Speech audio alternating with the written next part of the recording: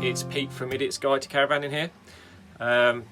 Today I was going to fit a solar panel to the roof of the Caravan, but typically it's absolutely chucking it down with rain, so I don't think I will be doing it today.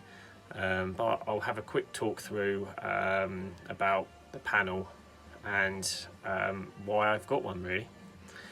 So I bought the panel. I got it from Amazon. It's a 120 watt panel. It's fairly large. It's here in the box still. It's pretty big. It's probably, I don't know, 1600 mil long.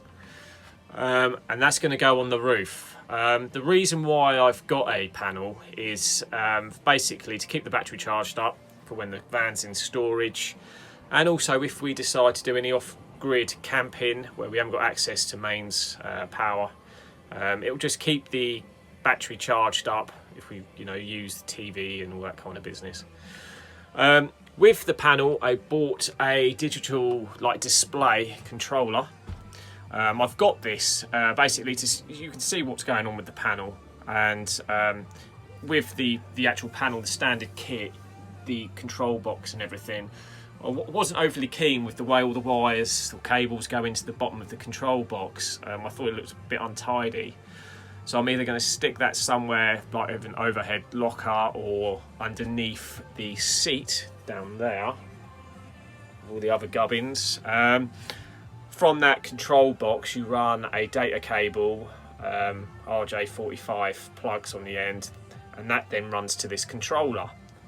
The controller itself, I'm hoping, if all going well, I'm going to put that around there somewhere. My plan, if it's successful, I'm going to run the cables from the roof down all the boxing in.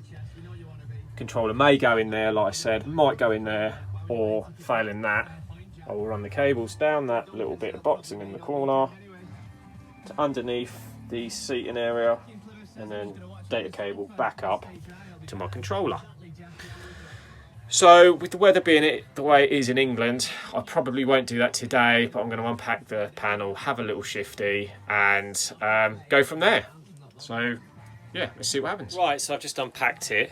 The panel itself is actually just over 1500 long, and it's just over 500 wide. The tech spec is there. I'm pretty impressed with this actually so far. It's pretty wide, decent, fairly heavy gauge flex coming off the panel. Other panels I've seen have just got the two cables like that, and again I think that just looks a bit naff really. So yeah, it's good to see that it's in this quite heavy grade flex. Yeah, there's the control box I was on about. So yeah, you've got your terminals here which go to the battery from your panel, and you also have there's the socket, the RJ45, and that's where the data cable will run from that to the digital display control box. And here is the cover which will go on the roof. It's got stuffing gland on the end, and I'm just going to stick that down with probably some Silkaflex adhesive. Stick that down, that'll cover the hole in the roof, and yeah, I'll fill it up with Silca, and yeah, that is it. Okay, so here's the display. That's it there. There's the data cable with the plugs. So basically one end of that will go into the back there, and the cable then obviously runs into the main control box. Not overly sure where I'm going to put this now, to be honest. It's on this. It's got a spacer plate here that then goes on there like that, because it actually has a bit sticking out the back. So I'm not sure whether, let's put it up there. It's going to stick out a fair bit. Well, it's not a massive amount. It's not overly attractive, or I might, if there's space behind that boxing in. I know there's a load of cables in there, but if I can maybe use a hole saw that kind of size, drill a hole saw hole through the back of the cabinet up there, so I can sink this in and just screw that directly onto the actual panel without using the spacer. I think that would look a lot more tidier than having that spacer plate. But I don't know yet. I don't know. So let's see what happens. Take the covering off and yeah, have a look. Hi, well, I intended on doing a step-by-step video of fitting the panel on the roof, but unfortunately the weather's been pants, so I've not done it. I've literally stuck it down using the Sikaflex Caravan adhesive sealant stuff. What I did, I managed to get the cable entry cover. I fitted that underneath the panel, so it's all nice and tidy, no exposed cables at all. What I've now done is, that's where the old aerial was, so a bit of overspill on the silicone sealant there, but I suppose it doesn't really matter. I'm going to run the cable down the box and in. I'm going to put the regulator, I'm going to screw it down there. And then I'm going to fit the controller panel thing up there. I'm basically, for today, I'm just going to run the cable down through the box and in. And then I'm going to come back probably tomorrow evening or maybe one other evening to fit the controller and all the other business, because one, in the kit I didn't realise it wasn't an inline fuse, which you must fit just to protect the cable and all the solar panel gear and everything. And two, I haven't got a hole saw to cut into the cabinet because I want to recess that controller in, because I think it'd look a lot better. So I'm going to leave it here and speak to you soon. Cheers. Oh, well, the rain has actually stopped for a short while, so I thought, sod it, I'm going to give it a go and fit the panel.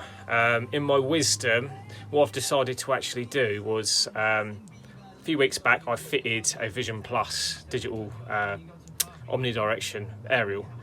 And I left the old bee sting aerial on the roof. So what I've actually decided to do was remove the bee sting aerial, which was a nightmare. See the size of that bolt siliconed onto the roof. So I've managed to get that off. What I'm going to do is thread the cable through and quickly do that before it starts raining. I'll be back soon. Cheers. Yeah, well, I'm back at the Caravan after a couple of days away, and I've come just to finish off fitting the solar panel. What I've actually done is I have fitted the controller up there. I've not unbolted it for now.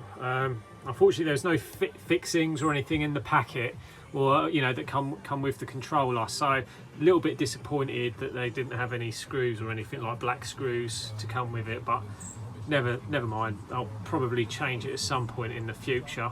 Anyway, I've done that. Drilled a hole through the back there with a hole saw.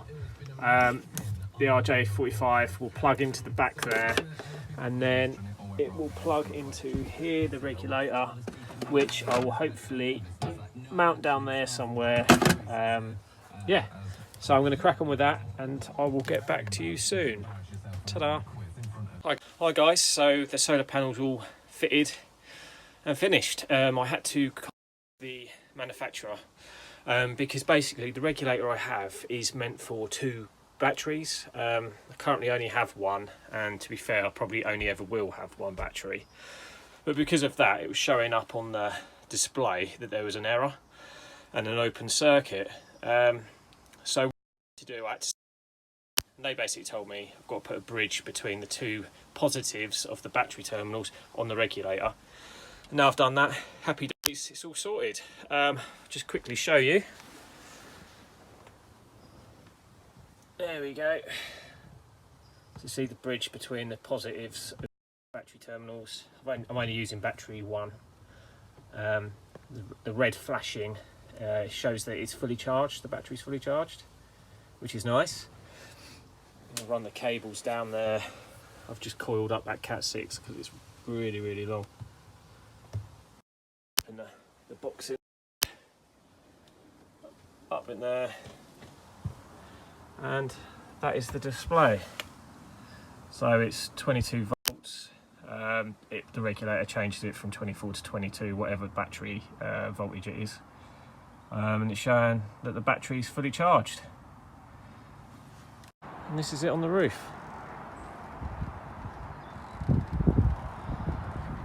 That's where I put the entrance for the cable underneath it there. And it's chucked it down for the past few days as well, so